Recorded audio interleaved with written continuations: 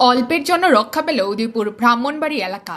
দীর্ঘদিন ধরে উদয়পুর ব্রাহ্মণবাড়ি এলাকায় বিভিন্ন ভাঙচুরে জিনিসপত্র সংগ্রহ করে পরবর্তী সময়ে বাজারজাত করে ব্যবসা চালিয়ে আসছিল কৃষ্ণ দাস নামে এক ব্যবসায়ী। শনিবার সকালে উদয়পুর ব্রাহ্মণবাড়ি এলাকায় নিজের দোকান পরিষ্কার করছিলেন একজন শ্রমিক দিয়ে, আর নিজের দোকানে বসে কাজ করছিলেন কৃষ্ণ দাস। হঠাৎ নাকি তিনি দেখতে পান দোকানের পেছনে আবর্জনা স্তূপে আগুন।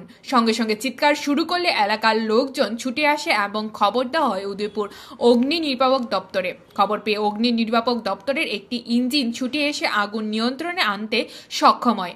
কী কারণে আগুন লেগেছে তা তদন্ত শুরু হয়েছে। তবে অগ্নি নির্বাপক দপ্তরের গাড়ির সময় মতো আসায় অল্পতে রক্ষা পেল উদয়পুর ব্রাহ্মণবাড়ি এলাকায়। তবে এই আগুন দেখে এলাকায় আতঙ্ক ছড়িয়ে পড়ে।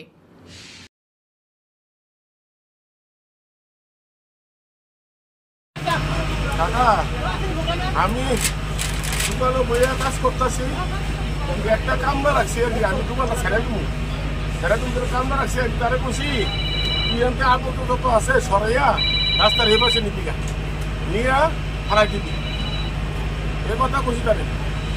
এ কথা কইয়া তো আমি কাম করতেছি, আমার হকার টকার আছে, হকার টকার মারটা ঠিক আছে, কে বুঝে নিয়েছি। এর ভিতরে হঠাৎ করে সে পিছনে আগুন, ওই আমার আগুন আগুন ওমা কে রাখুন সে আগুন। কি নাম আপনার? আমার নাম কৃষ্ণ দাস। কৃষ্ণ দাস, এই জায়গাটা কোন জায়গাটা? ব্রহ্মবাড়ি। তো আগুনটা দিছে কে? এটা আমি বলতে পারি না স্যার, আমি বলতে পারি না। আমি তো এখানে দোকানে বয়ে দিচ্ছি। কিসের দোকান আপনার? এটা বাঙালোয়ার দোকান। আবর্জনা স্তূপে আগুনটা লাগছে না? আবর্জনা আসছিল আর আমি আমার লেবারটারা কইছে কি, লেবারটা রাখছি তারা কইছে কি আবর্জনা পরিশ্রম করে নিয়ে এই দিয়ে ভালো লাগছে।